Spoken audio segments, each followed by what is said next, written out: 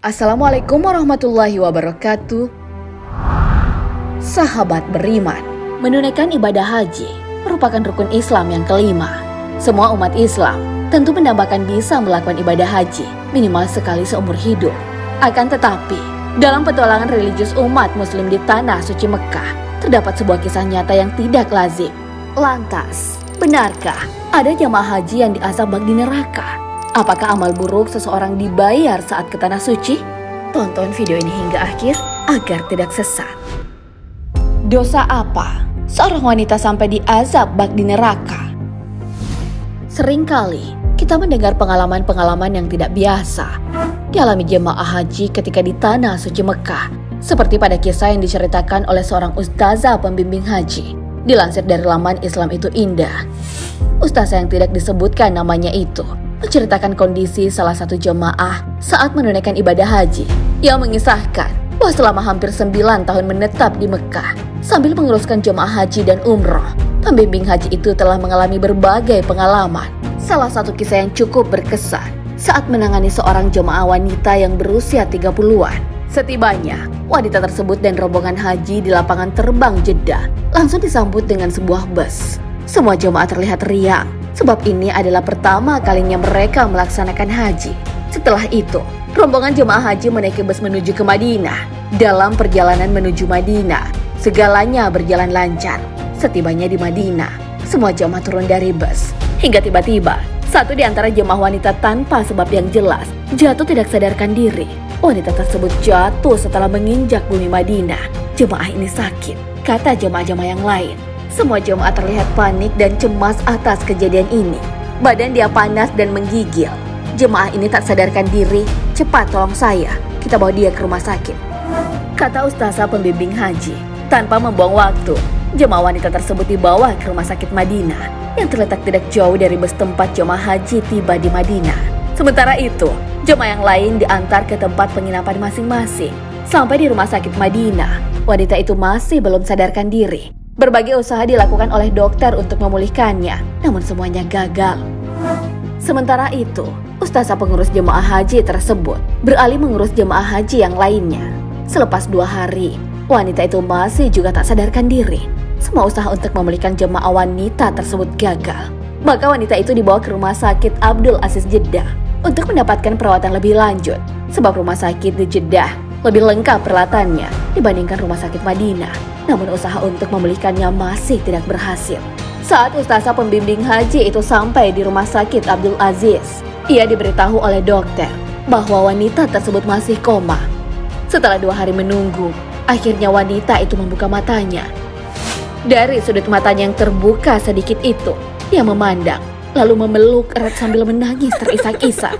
Ketika itu sang pembimbing haji sangat bingung, lalu bertanya kepada wanita tersebut, "Kenapa kamu menangis?" "Ustazah, saya taubat ustazah. Saya menyesal. Saya tak akan berbuat lagi hal-hal yang tidak baik. Saya bertaubat, betul-betul bertaubat," jawab jemaah haji wanita yang baru saja sadar dari koma.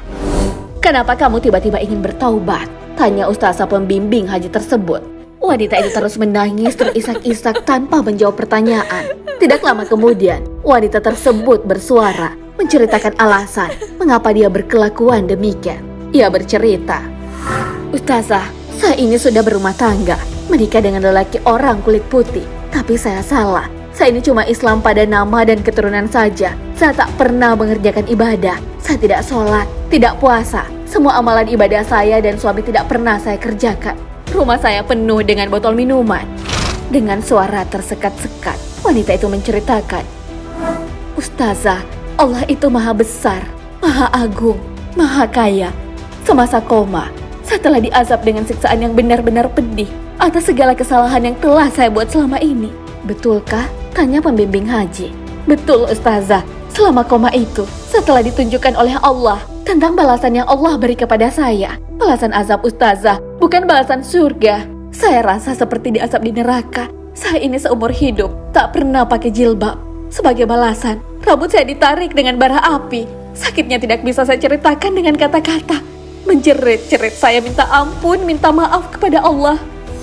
Bukan itu saja, buah dada saya pun diikat dan dijepit dengan penjepit yang dibuat daripada bara api. Kemudian ditarik ke sana ke sini. Putus, jatuh ke dalam api neraka. Buah dada saya hancur terbakar. Panasnya bukan main. Saya menjerit, menangis kesakitan. Saya masukkan tangan ke dalam api itu dan saya ambil buah dada itu kembali. Lanjutnya, wanita itu bercerita bahwa setiap hari dia disiksa tanpa henti 24 jam sehari. Dia tidak diberi waktu untuk beristirahat atau dibebaskan dari hukuman. Sepanjang masa koma itu, dilaluinya dengan azab yang amat pedih. Dengan suara terbata-bata, dengan berlinang air mata, wanita itu meneruskan ceritanya. Hari ke hari saya disiksa. Bila rambut saya ditarik dengan bara api, sakitnya terasa seperti kulit kepala yang ikut terlepas. Panasnya juga menyebabkan otak saya terasa seperti menggelegak. Atap itu pedih yang amat sangat, tidak bisa saya ungkapkan. Sambil bercerita, wanita itu terus meraung, menangis terisak-isak. Wanita itu betul-betul menyesal atas semua kesalahannya. Ustazah, buat saya, Islam hanya nama saja. Tapi saya minum alkohol, saya main judi, dan segala macam dosa besar. Karena saya suka makan dan minum apa yang diharamkan Allah. Semasa tidak sadarkan diri itu, setelah diberi makan buah-buahan yang berduri tajam. Buah yang tak berisi melainkan hanya duri-duri saja. Tapi saya sangat ingin memakannya, karena saya benar-benar merasa lapar. Bila ditelan buah-buah itu, duri-durinya menusuk kerongkongan saya. Dan bila sampai ke perut, terasa menusuk perut saya. Sedangkan jari yang tertusuk jarum pun terasa sakitnya. Setelah buah-buah duri itu habis, saya diberi makan berupa bara-bara api. Pada saat saya memasukkan bara api itu ke dalam mulut, seluruh badan saya rasanya seperti terbakar hangus. Panasnya cuma Allah saja yang tahu. Api yang ada di dunia ini tidak akan sama dengan kepanasannya. Setelah memakan bara api itu, saya meminta minuman. Tapi saya dihidangkan dengan minuman yang dibuat dari nanah. Baunya cukup busuk. Saya terpaksa meminumnya sebab saya sangat merasa haus. Semua terpaksa saya lalui. Tak pernah saya alami sepanjang hidup di dunia ini. Semasa di azab itu, saya merayu memohon kepada Allah supaya diberikan nyawa sekali lagi. Berilah saya peluang untuk hidup sekali lagi. Tak berhenti saya memohon. Saya berjanji tidak akan mengulangi kesalahan saya. Saya berjanji tidak akan ingkar atas perintah Allah dan akan jadi umat yang soleh. Saya berjanji kalau saya dihidupkan kembali, saya akan perbaiki segala kekurangan dan kesalahan saya dahulu. Saya akan mengaji, akan sholat, akan puasa yang selama ini saya tinggalkan. Ini bukan mimpi, Ustazah. Kalau mimpi azabnya tidak akan terasa sampai sepedih ini. Saya bertaubat, Ustazah. Saya tak akan ulangi lagi kesalahan saya. Saya bertaubat, saya taubat nasuha, kata wanita tersebut sambil menangis-nangis. Sahabat beriman, itulah kisah nyata yang dialami salah satu jemaah haji saat menunaikan ibadah haji. Semoga kita bisa mendapat pelajaran dari kisah tersebut. Allahu a'lam bishawab. Wassalamualaikum warahmatullahi wabarakatuh.